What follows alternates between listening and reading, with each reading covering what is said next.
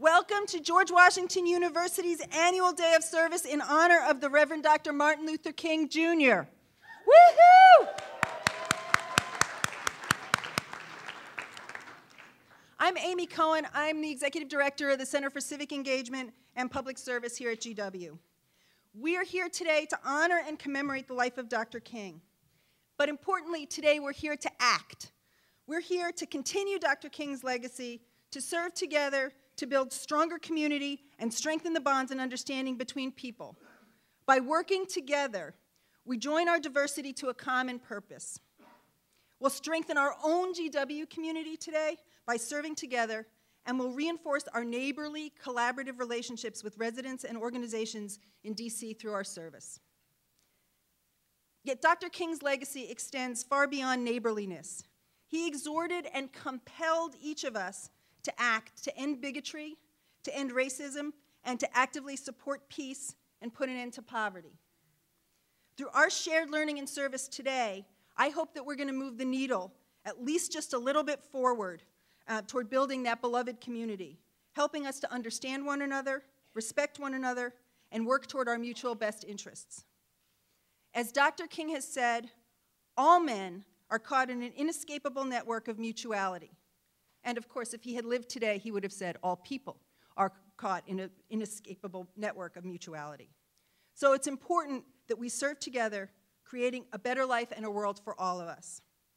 We've got a fantastic program today, and we want to get you in the mood for service, and I can see that you already are, and provide you with some of the background on Dr. King and on the roots of his faith and philosophy.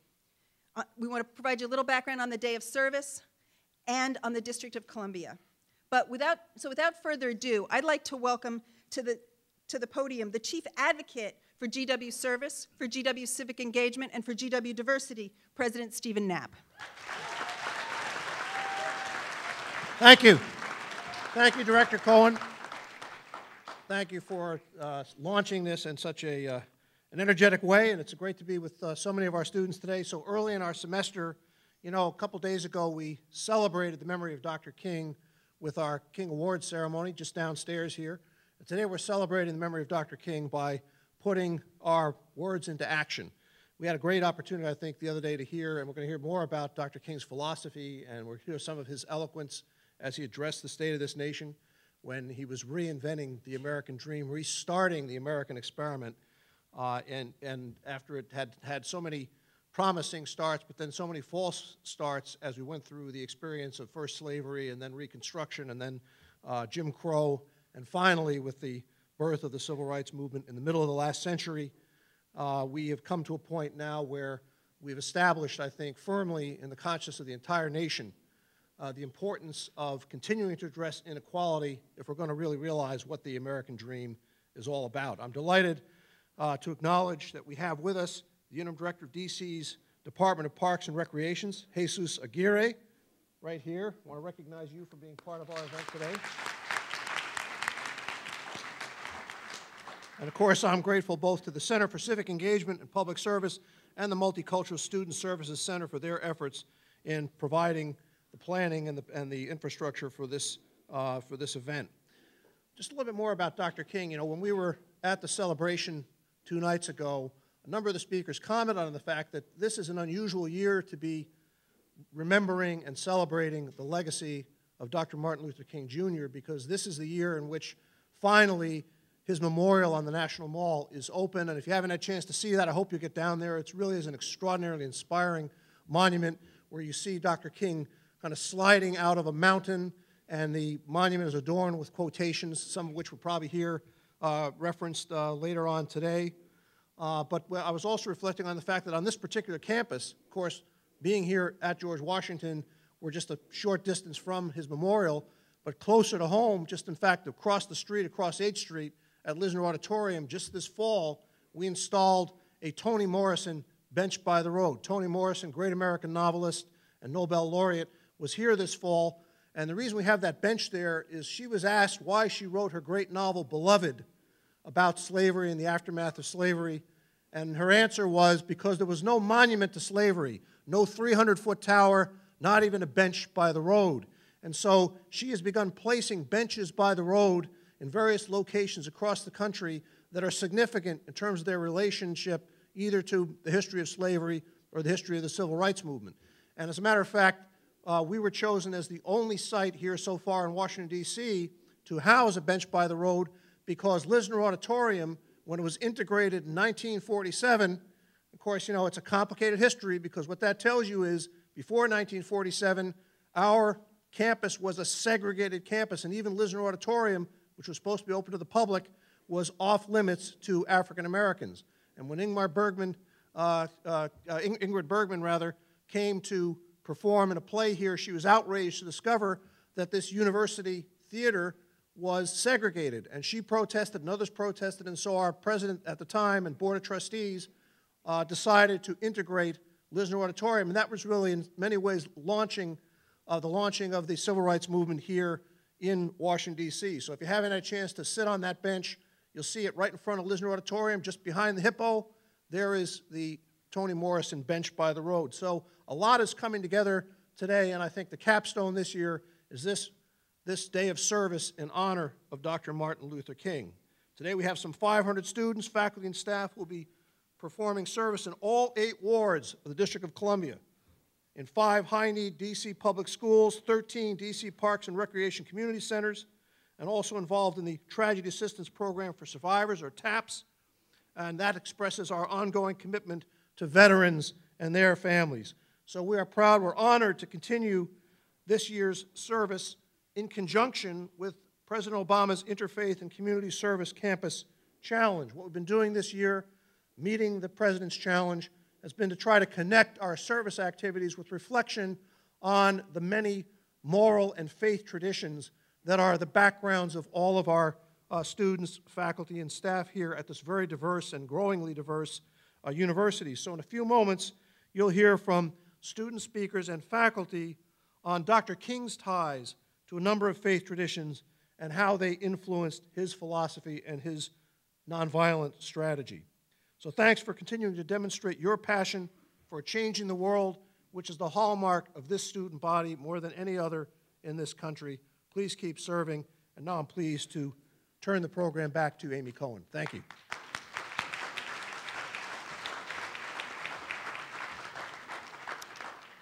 Thank you so much, President Knapp. I am delighted that you'll be serving with us today as well as speaking with us today. And we should applaud the President's commitment to service.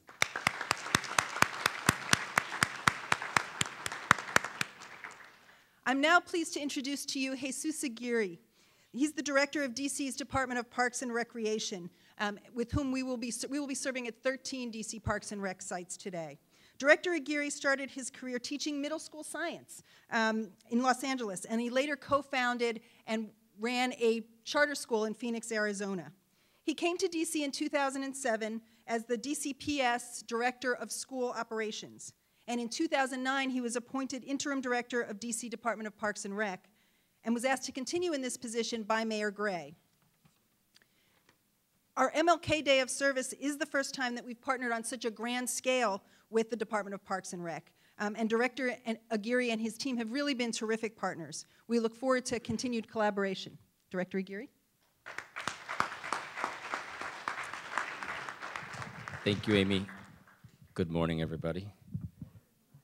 It's interesting. So I started off as a teacher, and I wish I had been as good a teacher as Amy was when she asked you all to come to attention and sit down. I was never able to do that with my middle school students, so I'm in awe of Amy's teaching skills here. But I just want to take a couple of moments really to thank all of you for, and obviously President Knapp and the university for allowing the Department of Parks and Recreation to be a part of this truly important and inspiring event. But most importantly, not just this event, but the fact that you all and the President is leading the country in the area of civic engagement and public service. I think it's an honor for us at the Department to be a part of this. On a couple of levels, this is critically important for us as an agency. So we've got over 65 recreation centers across the city that serve all levels, every single one of our district residents, from the little babies all the way up to our seniors. And as all of you will, if you don't know now, you soon will when you enter the real world and graduate.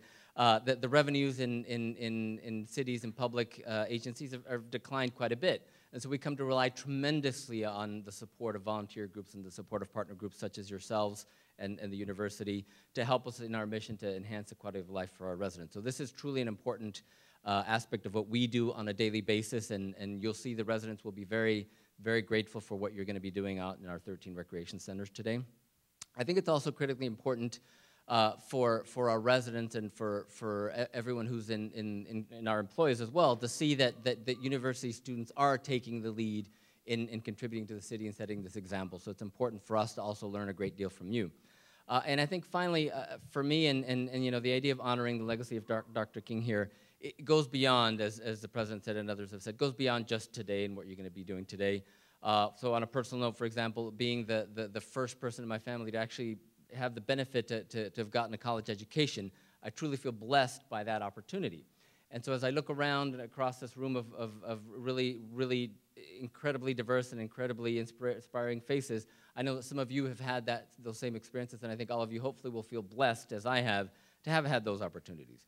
But with that opportunity, I think also comes that responsibility. So it's absolutely critical that beyond today, that we all go back and sort of give back, as they say, to make sure that we live a life that respects and honors the opportunities that we've had. So I congratulate you for being here today. I thank you all on behalf of Mayor Gray, on behalf of the administration, on behalf of the Department of Parks and Recreation, for allowing Parks and Recreation to be a part of this event, and for having you come out and help us do our job better. So thank you.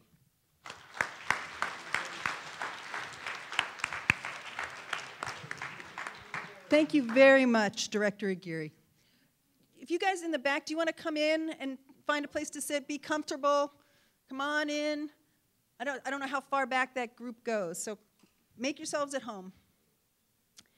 I'd now like to begin to turn our panel over to our student speakers on Dr. King and on his faith background. Our first speaker is Danielle Moore, who, among other things, is co-president and director of choral activities for the Amazing Voice Gospel Choir. Did you see and hear them at the Martin Luther King Award ceremony last Thursday night? Woo!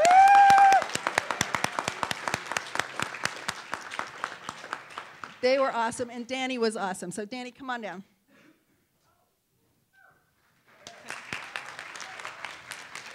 Hello and good morning. As she said, my name is Danielle Moore, and I'm a junior in the Columbian College psychology major, and I'm from Gaithersburg, Maryland. I identify as an apostolic Pentecostal, which is a part of the Christian faith. Like Reverend Dr. Martin Luther King Jr., my faith is one of the fundamental factors that compels me to serve. What many people often gloss over is that Dr. King was first and foremost a preacher, a Baptist preacher of the gospel of Jesus Christ. To be a Christian means to be Christ-like, and Reverend Martin Luther King Jr. is an exemplary model. Jesus Christ was the ultimate servant. He communed with the poor, healed the sick, and gave his life so that all people one day might be saved. I believe that Dr. King used Jesus' life as a model to follow for how to live his own life. Dr. King selflessly served his people, fighting to end injustice and giving his all to a cause, knowing that his very life might be on the line. Jesus, the almighty, all-powerful God, could have used his power and influence to promote his own self-interest and perpetuate his power, but instead, he used his influence to benefit others. King likewise followed in this fashion, using his sphere of influence to effect change and bring about equal civil rights within the U.S. No matter what your religion may be or where your faith may lie, I believe that we can all learn valuable lessons from King's Christ-like living. The value of life is not found in the moments of perpetual self-gain. Rather, its true value can be found in moments we look outside ourselves and lovingly serve others. The tangible riches of this world may fade and are merely temporary, but the love we share with others and the lives we affect have eternal reward. Thank you.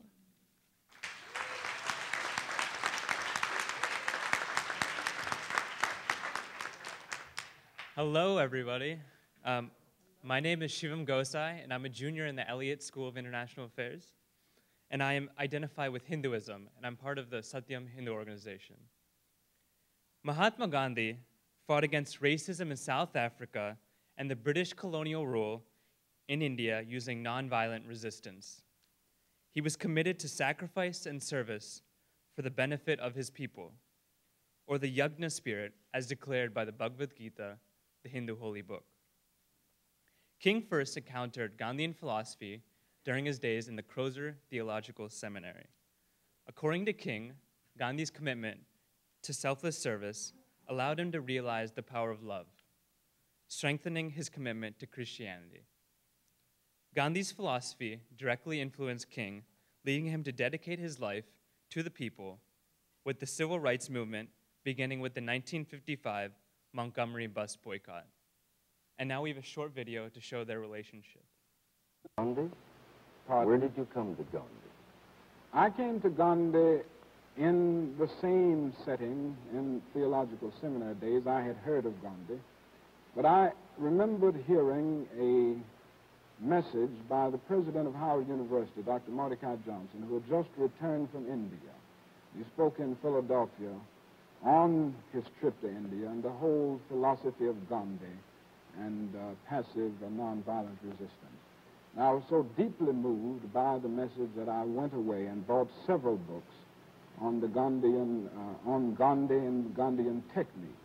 And at that point, I became deeply influenced by Gandhi, never realizing that I would live in a situation where it would be useful and meaningful. And actually used it in, actually would apply it in Yes. this country. Thank you.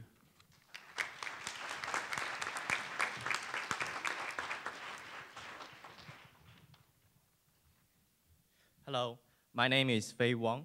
I'm a second-year graduate student at the Elliott School of International Affairs and also a member of the Buddha Nature Club on campus. I'd like to talk about the Buddhism's inspiration to Mahatma Gandhi's call to service. Gandhi wrote in his autobiography that what I want to achieve, what I have been striving and painting to achieve for 30 years is self-realization.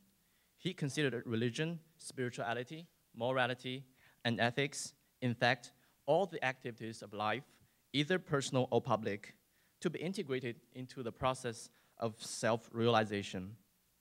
And during this process, he felt instinctively inspired by the life and the teaching of the Buddha. So Buddhist practice for self-realization, but what does that exactly mean? If you ask a Chinese Buddhist, what is the goal of your practice? His answer will not be enlightenment, not the attainment of the Buddhahood, but the salvation of the entire world. And that's called the pathway of a bodhisattva, who, even though is free of karmic debt, vows not to enter nirvana until all sentient beings enter before her. So, similarly, Mahatma Gandhi constantly emphasized that his focus was not individual spiritual liberation, but the universal this-worldly salvation. Gandhi is a true bodhisattva by virtue of his service to humanity. So, and his whole life followed the footsteps of the Buddha in showing the connection between the service to poor humanity and the process of self-realization. Thank you.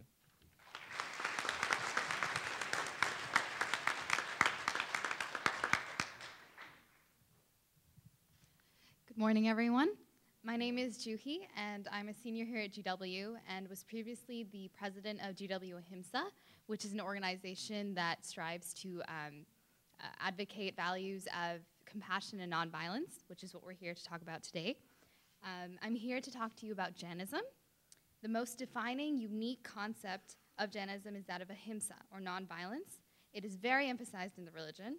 It is from here that Gandhi was inspired to maintain a nonviolent political movement, and later on went along to inspire MLK as well. Jainism is known as the world's most nonviolent religion and emphasizes nonviolence toward any living creature, no matter how big or small. For example, the Jain monks or nuns go so far as to filter the water they drink so that the microbes are not harmed in any way, and sweep the ground they walk on before they step forward so no organisms on the floor beneath them are harmed. Gandhi never attacked anyone but stood his ground, resisted the government policies but never lifted a finger. There are many stories of Jain monks resisting torture but not leaving their spot or what they believe in. The second facet of the religion that Gandhi embodied was the unique vow of aparigraha, or non-possession. This vow maintains that one must not indulge in materialistic things and only take what they need and nothing more. If you see him, he dressed very simply, made his own clothes, even to the point where he also had his own salt. When it came to food, he was very, very simple. When going back to the roots of Jainism and Buddhism, it is seen that Siddhartha Gautama, the founder of Buddhism, and Mahavira, the founder of Jainism, were contemporaries and therefore influenced one another in many ways. The philosophies are similar, although the concept of ahimsa was also later exemplified in the Buddhist religion. We see this inspiring Gandhi and later Martin Luther King. Thank you.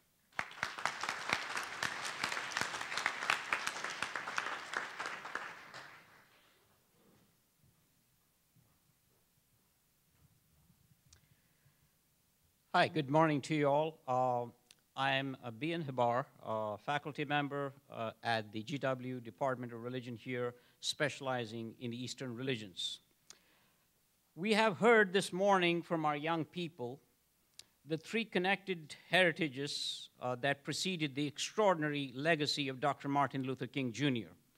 One of them was somebody whom Dr. King read about and therefore felt directly connected to, because he was just like him in many of his ways and struggles, preceding him only by 2 decades.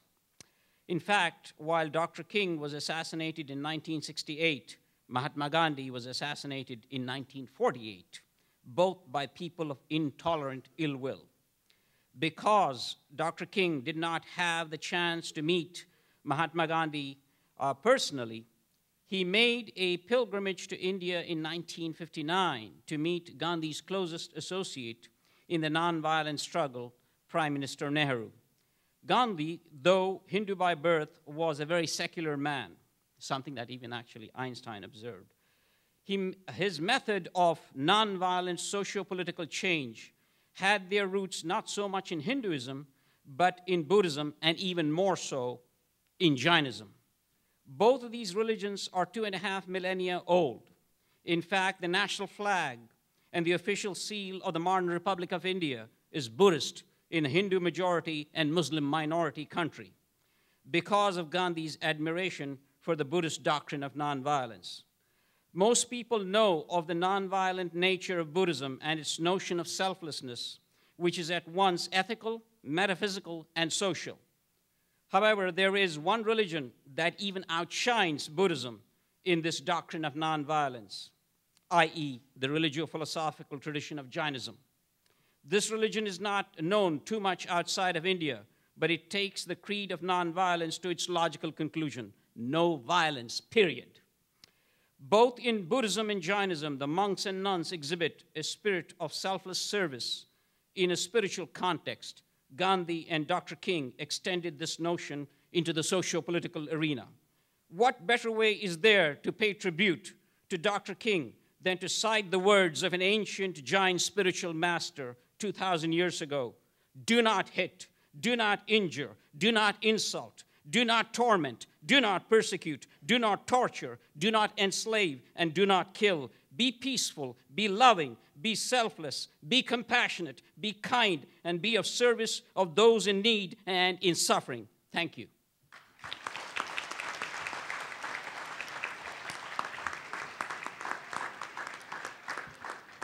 Those are true words to live by. I want a copy of that quote so that I can put it up on my wall and remember all of those right ways of living. Thank you, Dr. Hibar. And thank all of you students. I think we've really gotten a good picture of the roots of Dr. King's philosophy, both in Christianity and in our Eastern religions. And I learned a lot from this as well. Now I'd like to bring up Mr. Michael Tapscott. He's the leader of GW's Martin Luther King celebrations over the last week and the director of the Multicultural Student Services Center. In addition to all of the great events that MSSC put on this week, he and his staff have been great partners with the Center for Civic Engagement and Public Service in this event, and I'm glad he's going to be able to talk to us about Dr. King.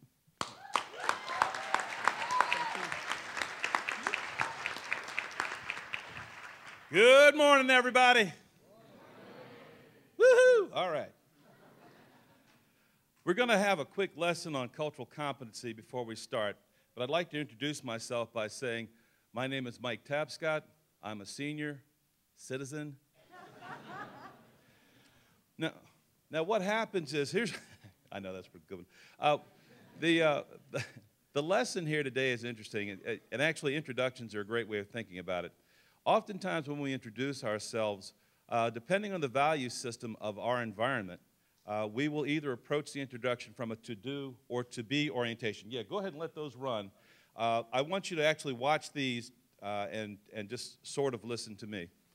But the to-be and to-do orientation are interesting challenges when people come together and get to know one another. So, for example, the to-do orientation or work orientation, the introduction would be, hello, my name is Professor so-and-so. I have a PhD in this, and I've accomplished many things in my career. That's kind of a to-do or work orientation. A to-be orientation might be something along the lines of, hi, my name is Mike. I'm a dad. I'm a husband. I'm a dangerous golfer.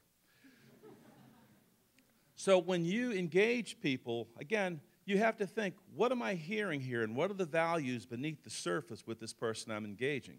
One of the great things about service is that with to do and to be, you get to do both at the same time. You get to do work and have the work orientation, but you also look at it from a spiritual perspective in terms of what I'm giving and sharing with others. Now, what we've got here on the screen are images from the King Award program that we've put together over the years here. And I'm going to stop talking toward the end of it. It's about 4 to 5 minutes long. We've retimed it, which we needed to do.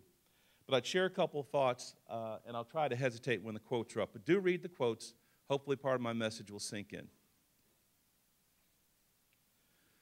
As Amy mentioned, the partnership between the Office of Community Service, now the Center, I'm going to get CSEPS, has a rich tradition. It started off as a small project between a few student organizations and has grown to something that her office manages so wonderfully, and we're privileged and always excited to be a part of. One of the things I also wanted to share with you regarding what I've learned about the relationship between King and Gandhi was that service was really the foundation of many things, including what we call King's greatest lament.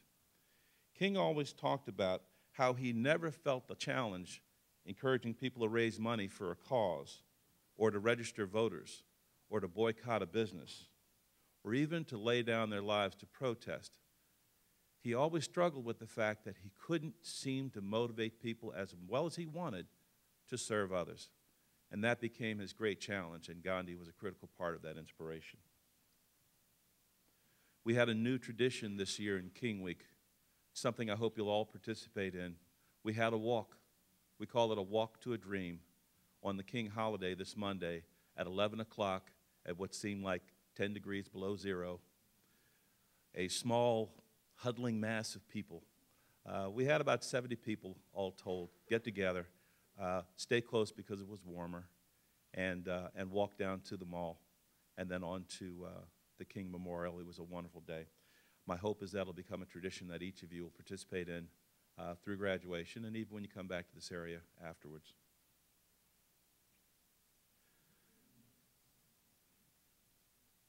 I'm just going to let the images run now.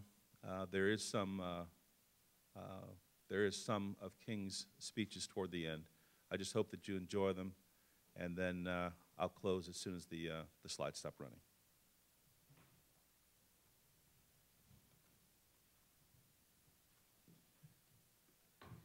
I will just say really quickly that one of the greatest blessings of my life was having been born and raised in Washington, D.C. I was 9 years old during the March on Washington, and my grandmother lived in Arlington. And we would drive through the area. Resurrection City was where people who came from miles and miles away made homes or temporary tents out of boxes and crates and containers down on the mall. It was the most amazing sight, something my dad took great pride in. One of the other things that was interesting was that African-American folks were rarely in the media in terms of some sort of a positive light or positive image. When we allow freedom ring, when we let it ring from every village and every hamlet, from every state and every city, we will be able to speed up that day when all of God's children, black men and white men, Jews and Gentiles, Protestants and Catholics, will be able to join hands and sing in the words of the old Negro spiritual, free at last, free at last. Thank God Almighty, we are free at last.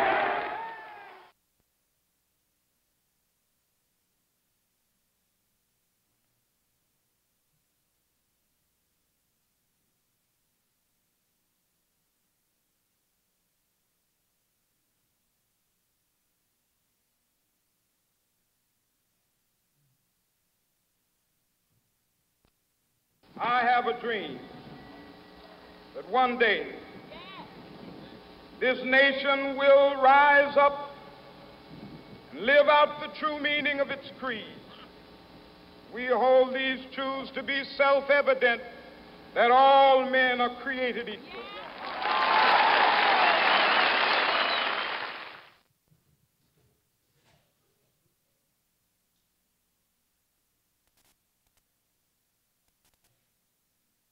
We cannot be satisfied as long as a Negro in Mississippi cannot vote and a Negro in New York believes he has nothing for which to vote.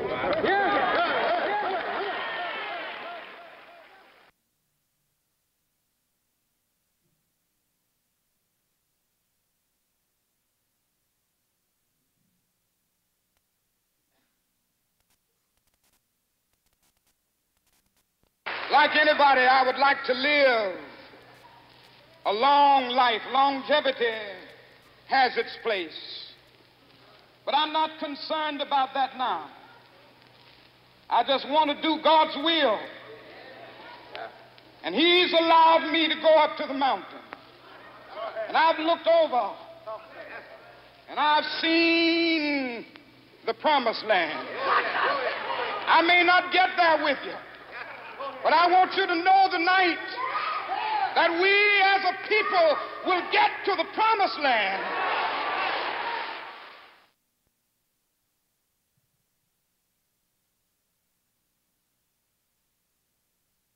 I may not get there with you. Very poignant.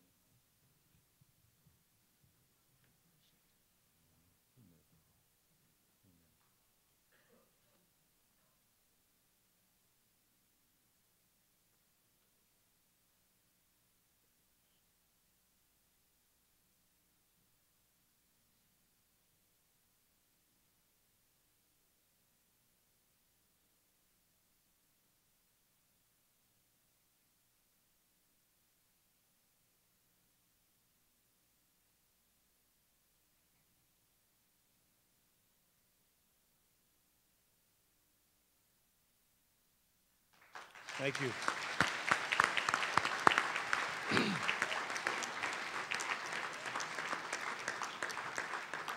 Every time I hear the words, I may not get there with you, one of the things that inspires me about Thoughts of King was that he knew his death was imminent, yet he continued on the path of righteousness that he chose to live his life. So from an inspirational standpoint, I can't imagine a more telling story. So what I'd like for you to do in the spirit of King is to maintain your enthusiasm for service. So in order to maintain your enthusiasm, you have to generate enthusiasm. My mission now is to help you do that. I would like you all to rise to your feet. Repeat after me, specifically.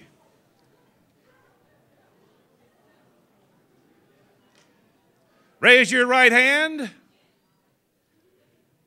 Enthusiasm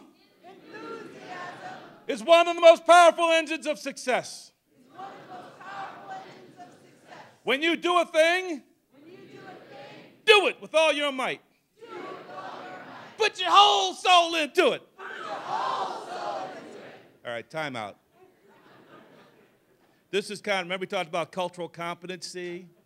So in the dominant environment here at this current moment, you have a cultural speaker, cultural ethnic person who just did whole soul, but some of you kind of said, whole soul. So we'll start again, and we will go with what we call the 15-degree BBD, that's Back Baptist Dip. Put your whole soul into it. Stamp it with your own personality. Be active. Be energetic. Be enthusiastic and faithful. And you will accomplish your object. Nothing great was ever achieved without enthusiasm. Take your seats.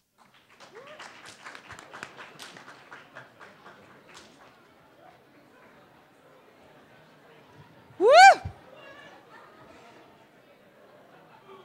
Enthusiasm. Enthusiasm. Mike, you always give us something to learn from and to do. It's amazing. I just want to say, I was listening to Dr. King's words, and recently I've been listening to Dr. King's speeches and sermons, and you just learn so much when you just listen. If you get a chance to download his speeches, not just the ones that we heard today, which are the famous ones, but some of the other ones, Strength to Love, the Drum Major, Instinct. Get a chance to do that. You learn so much about Dr. King's thought patterns and his ability to inspire. I'd like to bring Rachel Krausman up to dismiss you to the buses to serve. We've got a few things we've got to change, but I want to right here thank Rachel and the rest of the team who have made this day a reality. They have worked long and hard and a little chaotically. So I just want to say thank you to the Center for Civic Engagement, Multicultural Student Services Center, and others.